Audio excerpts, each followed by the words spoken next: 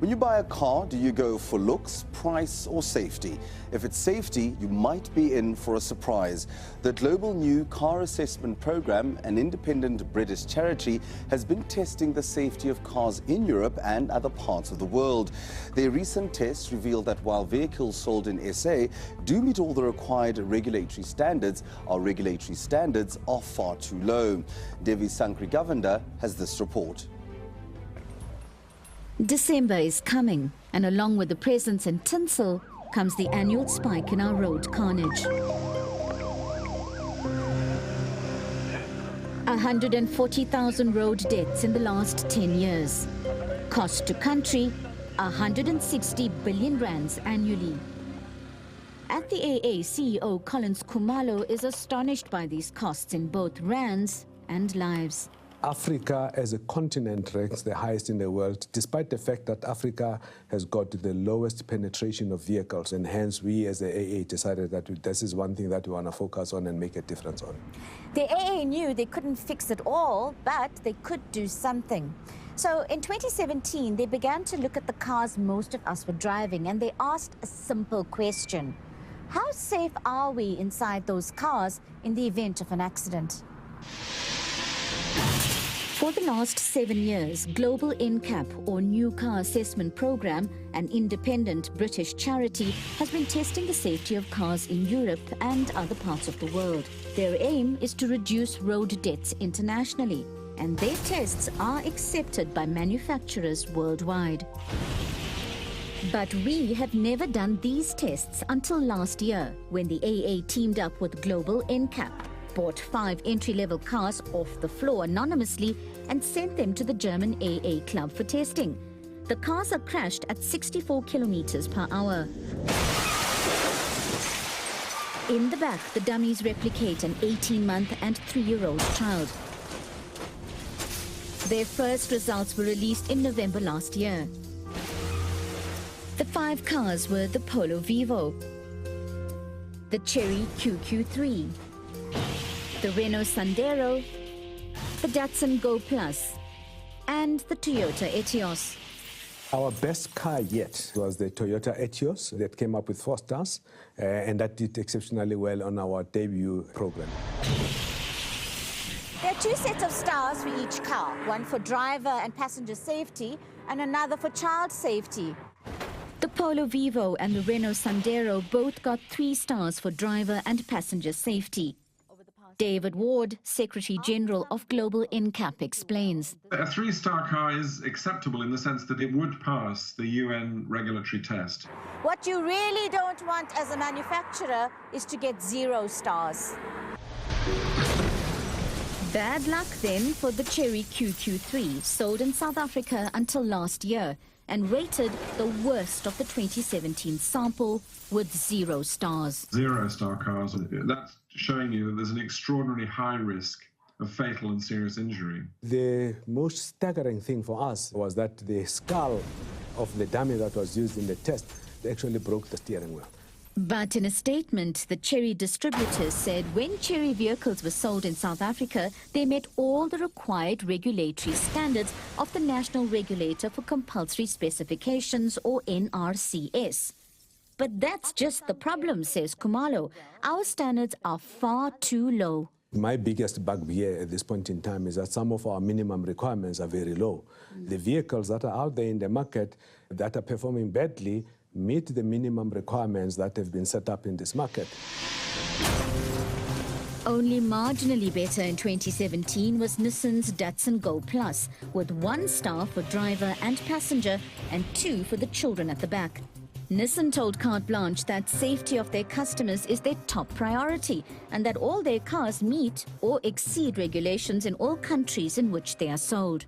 This performance doesn't square at all with their statements that they make the safety of their customers top priority. What this is cost cutting to the absolute nth point, where every little extra required on safety, you have to fight them to do it.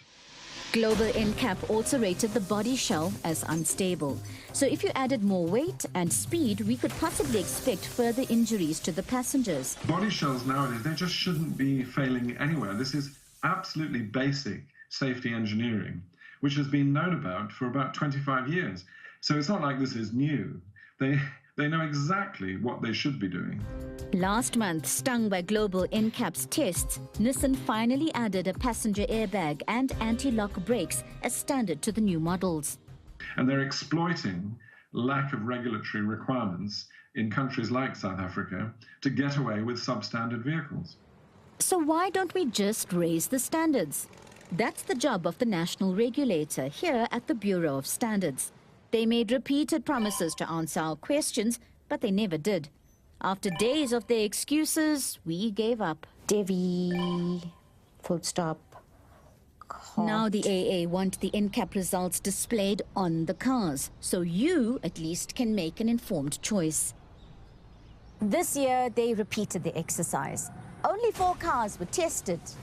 The results? Average to bad.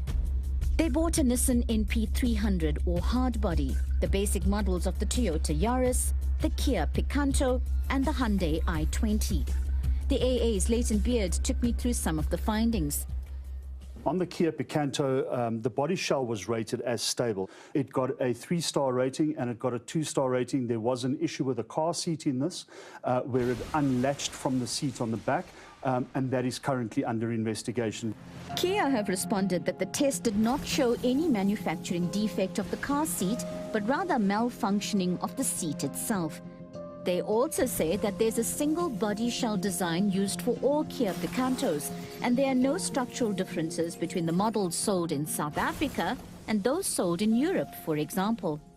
So let's look at the Toyota Yaris. This vehicle has got a 3-star rating as well, and you can see to the A-frame of the vehicle there is beginning to be some deformities there. Yeah, right here. Right there, exactly. The Yaris is one of the cars sold here that received a lower rating than the models sold in Europe.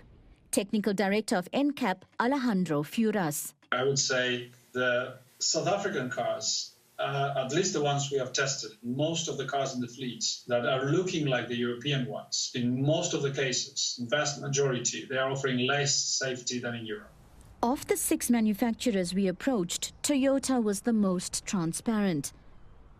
Kalfein Hamman is Toyota's Senior Vice President. In terms of the 2018 results, the Yaris didn't do so well. I think the Yaris did quite well. The Yaris got a 3-star rating. You happy with that? We're never happy with anything that's not number 1. It is well above what is specified by all countries in the world. Yes, you can improve. Well, we know you can improve because if the Etios got 4 stars, that means you can do it. We will do it. Global NCAP told Carte Blanche the Yaris sold here had fewer safety features than its European counterpart. Is it the same car? Same car. You know, the car is manufactured in the same factory to the same standard with the same parts. So I asked NCAP that exact same question, and according to them, it's not the same car. You've got 7 airbags on that one, and on the South African version, there were 2. Look, that is specification. So this car was the most basic specified vehicle. But then the cars are not the same. Or the tests are not the same. In a previous test, the Yaris scored 5 stars. But the AA and Global NCAP stand by their tests.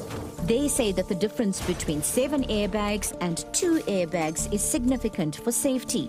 They also said the body shell of the Yaris was borderline. Hamman says Toyota engineers are looking into that, but it's inexplicable because the cars are exactly the same. So you're saying that there's absolutely no difference between the 2 vehicles that were tested in those 2 tests? It's all standardized. Toyota is known for its standard operating procedures. There is no difference. Do our standards need to improve? I'm not talking from a motor manufacturing point of view, but in terms of regulation. I think the South African government need to lay down specifications in line with the rest of the world. Africa should not have different specifications to the rest of the world. The Hyundai i20 was rated 3 stars and 2 for child safety. But the car was rated 4 stars in the European NCAP test.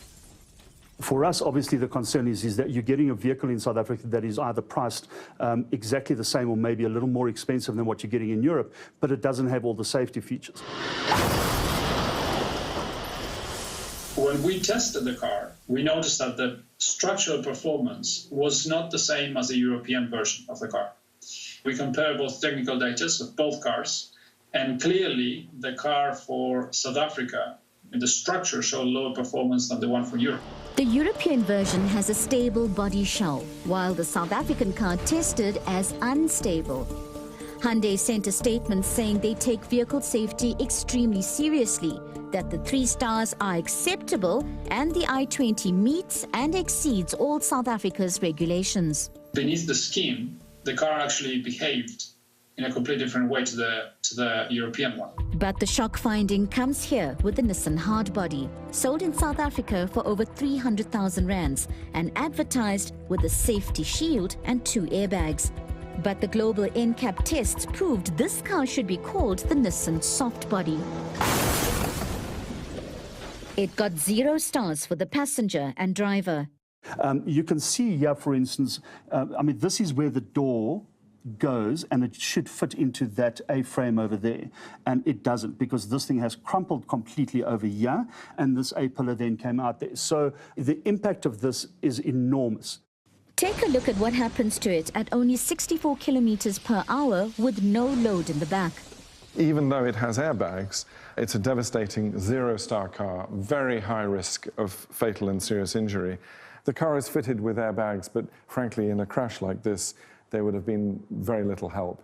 All the energy of the crash has been allowed to go back into the occupant compartment with catastrophic results. So what does Nissan have to say? Not much, really. Despite the fact that they got the lowest rating, 0 stars for driver and passenger safety, they sent us a brief statement saying that the safety of their customers is Nissan's top priority.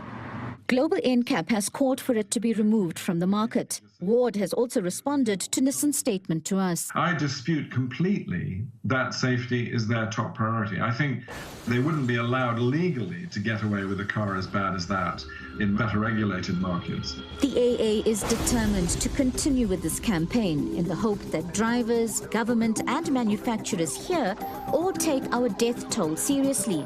Until then, our grim Christmas road carnage is here to stay.